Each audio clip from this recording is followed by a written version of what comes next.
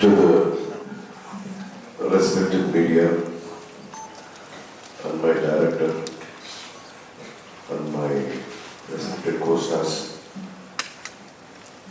Good afternoon today. And it's நான் கொஞ்சம் தமிழ் எல்லாம் மிக்ஸ் பண்ணி பேசுகிறேன்.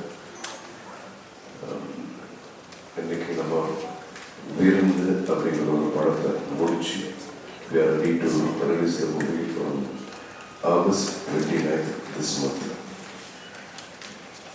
So இது என்னுடைய technically fourth மலையாளம் மூவி. இதுக்கு முன்னாடி 3 படம் நான் பண்ணியிருக்கேன். அதுக்கப்புறம் இந்த படம் புஞ்சாமி மறைக்கல் அப்படிங்கிற ஒரு படம் நான் பண்ணதுனால தான் இந்த படம் பண்ணேன். ஏன்னா அந்த படத்தில் தான் நான் ஹரிஷ் சார் மீட் பண்ணேன்.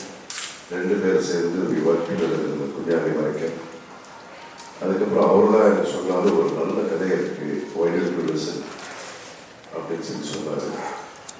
And then I like him as an actor. He is a very sensible and a very nice actor. So அவர் சொல்கிறாருன்னா நிச்சயமாக ஏதாவது நல்லா இருக்கும்னு சொல்லிட்டு then I happen to like speak to mister Kannan அவர்கள். And then he narrated me the story with his broken Tamil. And the broken Tamil, I could see the passion in it. Then I thought, I decided to be the part of this movie. That's how it all started. And இதில் என்னுடைய character வந்து ஒரு consultant, ஒரு financial consultant. Financial consultant அப்படிங்கிறது இதோருக்கு இத்தனை batter மோர் தென் 180 crores யாரும் சொல்லவில்லை. Okay பார்க்கலாம் எப்படி இருக்குது. அண்ட் அது அப்படியே சேஞ்ச் ஆகும். இப்படி இருந்த ஒரு கேரக்டர் என்ன ஆகும். அண்ட் அஃப்கோர்ஸ் படத்தில் நான் இருக்கும்போது ஒரு ஆக்ஷன் அப்படிங்கிறது நிச்சயமாக இருக்குது. இது ஒரு 5 to 6 ஃபைட்ஸ் இருக்குது. ஜஸ்ட் பிகாஸ் ஆக்ஷன் வைக்கணுங்கிறதுக்காக இல்லை, நெசசிட்டி இருந்ததுனால அந்த மாதிரி. ஸோ நல்லா இது it's an action oriented, fully action commercial picture அப்படின்னு சொல்லலாம். அண்ட் த்ரில்லர், நல்ல ஒரு த்ரில்லர், சஸ்பென்ஸ் த்ரில்லர் கூட சொல்லலாம். அண்ட் சார் சொல்கிற மாதிரி இதில் நிறைய ஆர்டிஸ்ட் இருக்காங்க. ஒரு இம்பார்ட்டன்ட் கேரக்டர் வந்து நிக்கி கல்ராணி பண்ணுறாங்க. அண்ட் சார் கேரக்டர் கூட ரொம்ப பெரிய கேரக்டர். அண்ட் மெயின் இந்த படம் பண்ணுறதுக்கு ரீசன் என்ன, it is not just a commercial film, but it has got some message in it. Picture theatre இந்த வெளியே வரும்போது ஒவ்வொருத்தரும் ஃபீல் பண்ணுறாங்க. It's a burning issue. இப்போ நம்ம கேரளாவில் மட்டும் இல்லை, நிறைய மாநிலங்களில் நிறைய ஸ்டேட்ஸில் வந்து இது ஒரு பர்னிங் இஷ்யூ. ஸோ அந்த இஷ்யூவை தான் இந்த படத்தில் டச் பண்ணியிருக்கோம். சொல்கிறதுக்கு நாங்கள் வந்து அந்த த்ரில்லர், ஃபைட்டு, ஆக்ஷன், கமர்ஷியல் பிக்சர்னு சொன்னாலும் கிளைமேக்ஸ் நீங்கள் பார்க்கும்போது இதுக்காக தான் இந்த படம் பண்ணியிருக்காங்க அப்படிங்கிற மாதிரி ஒரு விஷயம் உங்களுக்கு தெரிய வருது. அண்ட் என்னுடைய டைரக்டர் பற்றி சொல்லணும்னா, இது வண்டர்ஃபுல் டெக்னீஷியன். நமக்கு இருக்கிற என்ன இருக்கும், see basically this is not a 50 crore project or 100 crore project. இப்போ நிறைய படங்கள் வந்துட்டு இருக்கு இல்லையா, அந்த மாதிரி கிடையாது. இதுக்குண்டான ஒரு பட்ஜெட் ஒன்று இருக்கு. அந்த பட்ஜெட்டில் எவ்வளோ மினிமம்ல மேக்ஸிமம் எப்படி காட்டணும் அப்படிங்கிறது தான் இவர்கிட்ட கிடைக்கும் இந்த டைரக்டர். ஸோ அவருடைய ஷார்ட் டியூஷன்ஸ் ஆகட்டும், கன்சீவ் பண்ணுற விஷயம் ஆகட்டும், திங்க் பண்ணுற விஷயங்கள் ரொம்ப டிஃப்ரெண்ட்டாக இருந்தது. எனக்கு I really enjoy working with this film.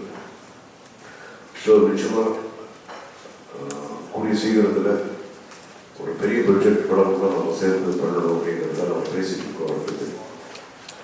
And yes, everything is like action, fights, எல்லாம் டிஃப்ரெண்ட்டாக இருக்குது. கேரக்டரைசேஷன் இதுக்கு முன்னாடி நான் என்னோட பேசிட்டு ஒரு ஹவுஸ்னா it's like there be so many pillars.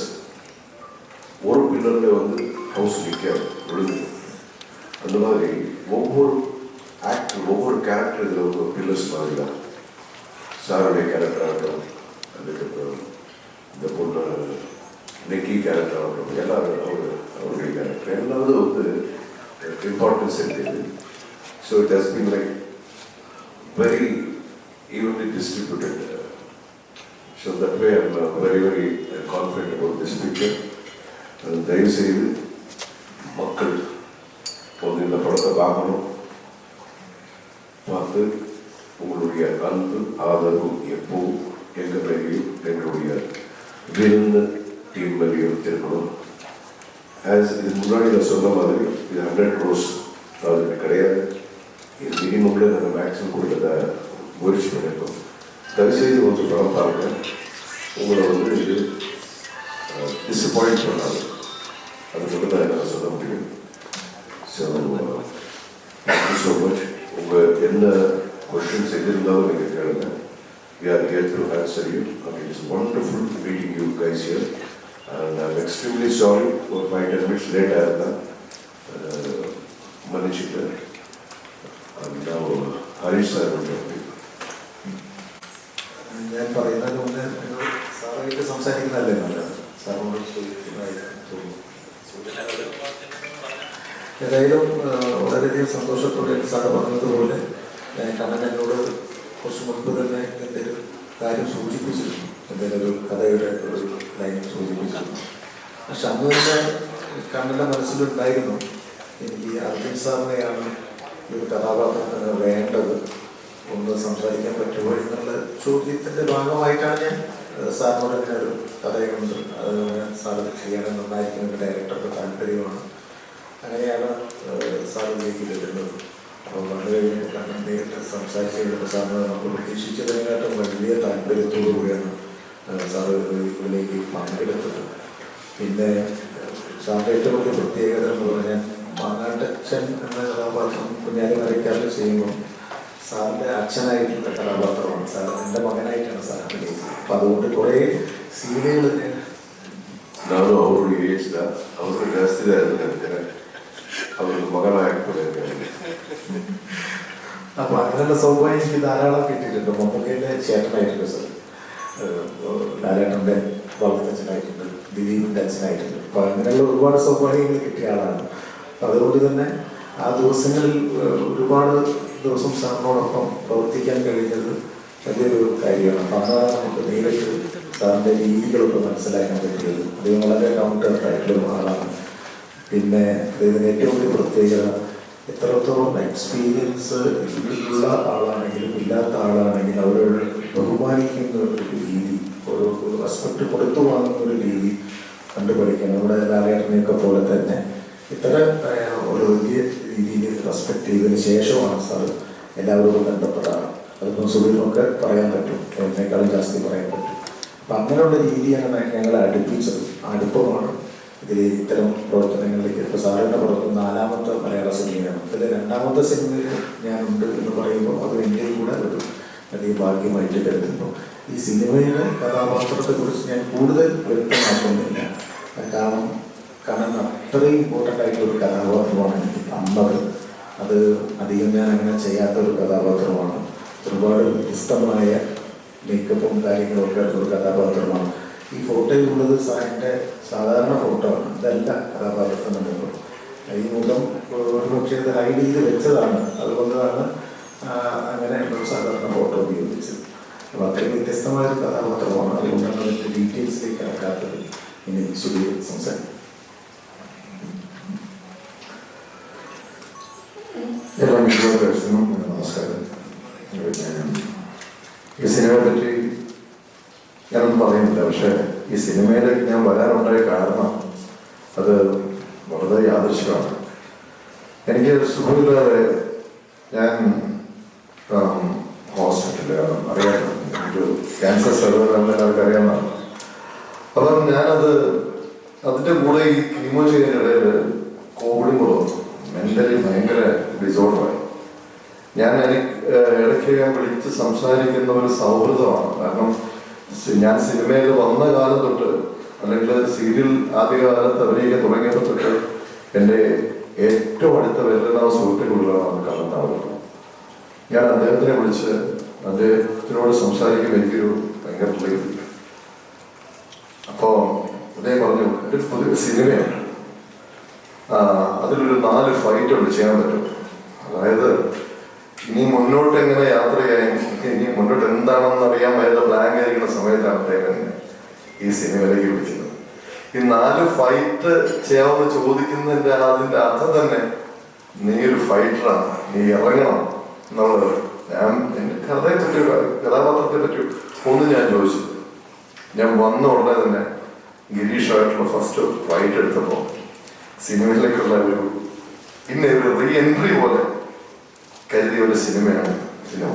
പിന്നെ അർജുൻ സാറിൻ്റെ കൂടെ ഞാൻ അർജുൻ സാറിനെ പോലുള്ള കുറച്ച് പേരൊക്കെ സിനിമ കണ്ടുകൊണ്ടാണ് ഞാൻ സിനിമ ഇൻഡസ്ട്രിയിൽ വരുന്നത്. കാരണം ഞാൻ ഒരുപാട് ആരാധിക്കുന്ന ഒരു എന്താ പറയാ, ഇദ്ദേഹം അനുഷ്ഠ പറഞ്ഞ പോലെ ഡൗൺ ടു എർത്ത് ഒരു മനുഷ്യൻ. അദ്ദേഹത്തിന്റെ കൂടെയൊക്കെ ഫൈറ്റ് ചെയ്യാൻ കിട്ടിയ ഒരു ഭാഗ്യം, അല്ലെങ്കിൽ അദ്ദേഹത്തോട് അഭിനയിക്കാൻ കിട്ടും, അതൊരു ഭയങ്കര, എന്നെ സംബന്ധിച്ചിടത്തോളം ഭയങ്കര ഭാഗ്യമാണ്. അത് തന്ന കണ്ണനോട് അത് തീരാത്ത കടപ്പാടുണ്ട്. ഏതായാലും ഈ സിനിമ ജനം ഏറ്റെടുക്കട്ടെ. ഒത്തിരി പേരുടെ എന്താ പറയാ, ഗിരീഷിനെ പോലുള്ള ഒരു അദ്ദേഹത്തിനെ പോലുള്ള ഒരാളുടെ ഒരുപാട് പ്രയത്നമുണ്ട് ഈ പടത്തിൽ, ഒരുപാട് കഷ്ടപ്പാടുണ്ട്. അദ്ദേഹം ഒരുപാട് റിസ്ക് എടുത്താണ് ഈ പടം പൂർത്തിയാക്കിയത്. അതുകൊണ്ട് ഈ പടത്തിന്റെ വിജയം അനിവാര്യമാണ്. എല്ലാവരും ഈ സിനിമ എത്തട്ടെ, സിനിമ ഒരു വൻ വിജയമായിട്ട് തീരട്ടെ എന്ന് ഞാൻ ജഗദീശ്വരോട് പ്രാർത്ഥിക്കുന്നു. എല്ലാവർക്കും ഇവിടെ വന്നിട്ടുള്ള എല്ലാ വലിയ പ്രശ്നം എൻ്റെ ഒരു സ്നേഹം.